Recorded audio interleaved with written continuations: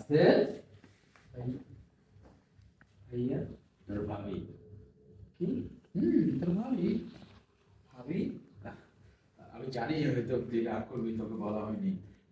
আমি গতকালকে বিয়ে করেছি, কোন একটা ঝামেলায় পড়ে গিয়ে আসা হয়নি, তাই আজকে চলে আসলাম।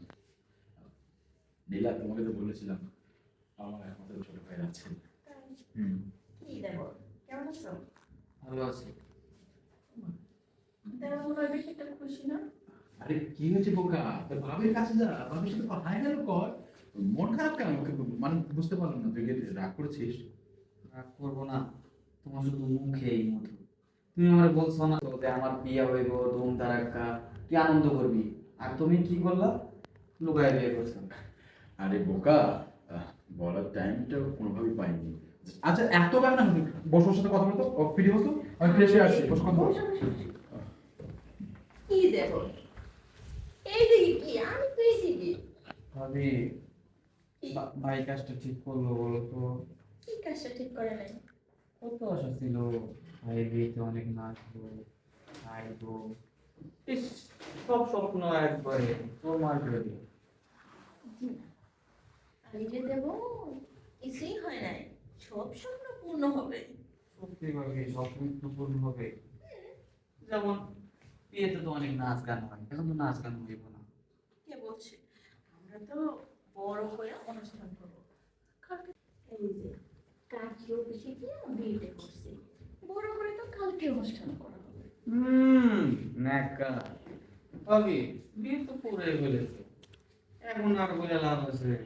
আমরা তো কাজী অফিসে গিয়ে বিয়ে করছি, তুমি কেন মন খারাপ করতেছো? কালকে কিন্তু বড় করে অনুষ্ঠান করা হবে। নেকা, বিয়ে তো করে ফেলেছো, এখন আবার কি কালকে আয়োজন করবো নাকি ভাই?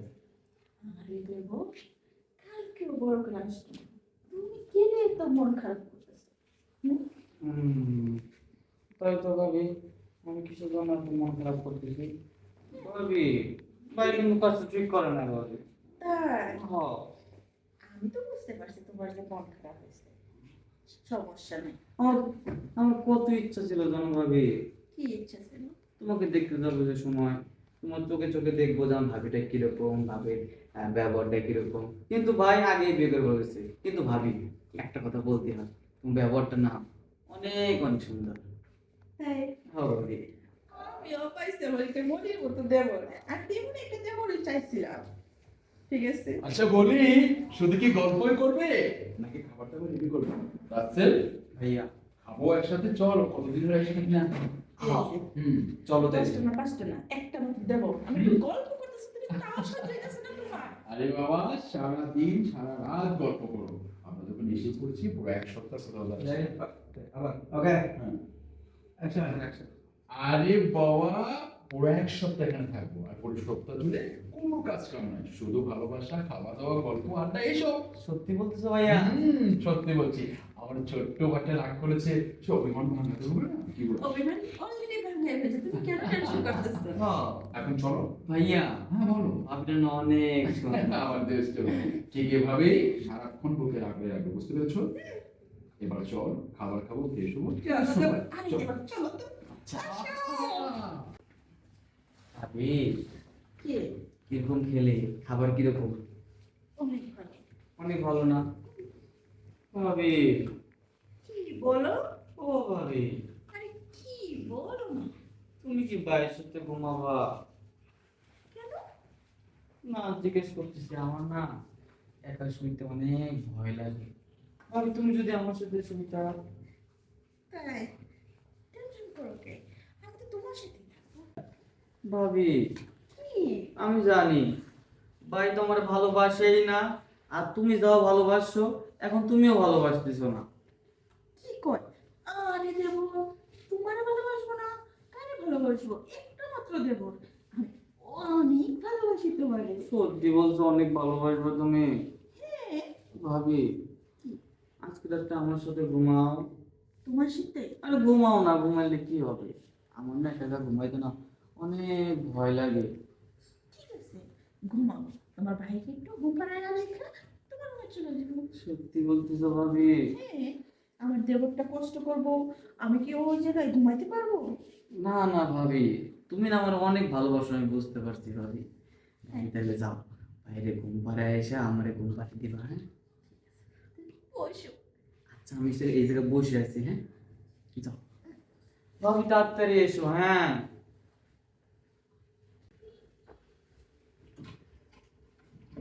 ভাবি, কে? কি করছো তুমি? এই যে ফুলগুলা গুছাচ্ছি, দেখো না সবগুলো নষ্ট হয়ে গেছে। পাশে কেউ থাকে না তো, তার জন্য করা তো লোকই নাই। তাই? এবার তুমি আসছো না, এখন তুমি সব কাজগুলো করবা, হ্যাঁ? তাই তো দেখতেছি। ভাবি, ফুলটা অনেক সুন্দর না? হ্যাঁ, এই ফুলগুলা কে আনছে? ভাইয়া আনছে। তাই? ভাইয়ার চয়েসটা না অনেক সুন্দর। তাই তো দেখতেছি আমার পছন্দের ফুলগুলা। পছন্দের ফুল না? ভাবি, একটা কথা বলবো? বলো। ভাবি, এই ফুলের চেয়ে না তুমি অনেক সুন্দর। তাই? সত্যি তাই।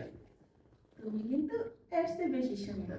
এ ভাবি, যে কি বলো না, আমি তো জিরো, তুমি যে সুন্দর।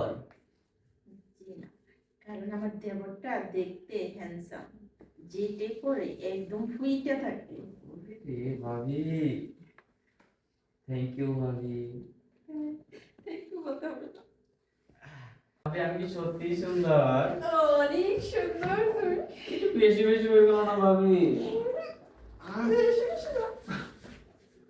বেশি বেশি হয়ে যাচ্ছে, তুই ইদানিং বেশি বেশি করতেছিস কেন? বলতো কেন? ভালোবাসাটাকে বেশি দিয়ে ফেলেছি? আমি শুধু তোকে শিক্ষা দেওয়ার জন্যই পুরো প্ল্যানিংটা করেছি। কথা আছে না, বেশি আদর বাদর হয়ে যায়। কেন বলতো? শিক্ষা থেকে কোনো কিছু কম? তোকে আমি ভালোবাসা আগলে রেখেছি, এই জন্য সে মা নেই বাবা নেই, পৃথিবীতে তুই অনাথ বললে কষ্ট হবে, সেজন্য আমি তোকে ভালোবাসাটা আগলে রেখেছি।